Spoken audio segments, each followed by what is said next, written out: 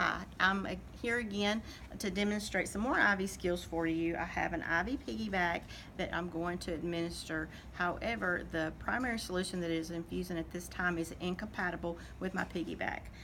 So I will need to establish this as my primary solution from here forward. I'm going to spike my bag and disperse my air out of my tubing. I'm going to go ahead and close my clamp.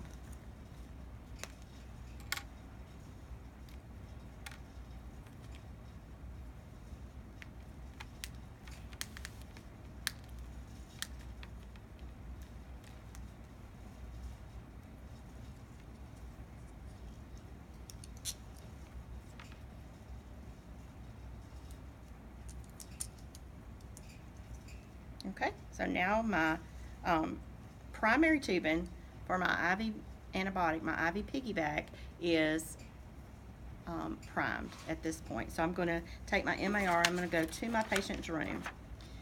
I do want to calculate my drops per minute before I get to the patient's room. So this is the rate of administration where you would use your formula to calculate drops per minute. You want to use this drop factor on this package is 10 drops per milliliter. So that's going to be important when I go to calculate my drops per minute. So I've already got that calculated.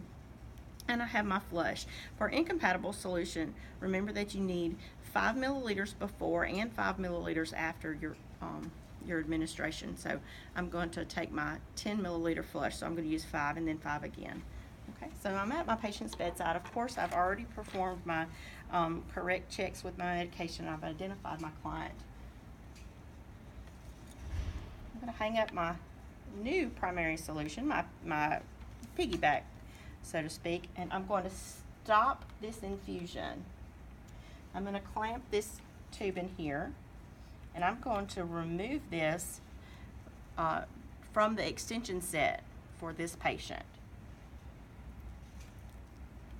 And I'm going to use a sterile cap to cover that with, because I'm going to have to come back and use that again in just a little while. My site looks good, so I'm going to go ahead and swab this, unclamp that, and I'm going to flush with 5 milliliters of my saline flush, because I want to clear this line out, right? Because this is not compatible solution.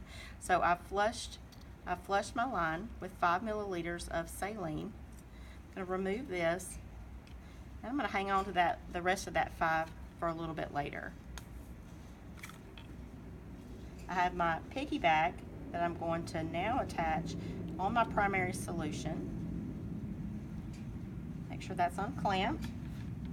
Now you have two options here. If you want this to flow by gravity, this is where I would calculate my drops per minute using my watch and observing the drops as they fall. Or if you have a pump available, you will thread your tubing through your pump and set this as a primary infusion rate. Once this is complete, my IV piggyback is finished, I want to come back, clamp my INT here, or clamp my extension set rather, disconnect my tubing. I'm going to put a sterile cap here, swab my port, and flush one more time with 5 milliliters of solution of my saline flush. Make sure that is unclamped so it'll flush. Flush at a slow, steady rate, our INT extension. Okay, so that is flushed. My 5 milliliter flush is complete. Disconnect my syringe. I'm going to reconnect my initial primary solution to my extension set and reset my rate to the original primary infusion rate. I want to discard my syringes in the sharps container, wash my hands, and document appropriately.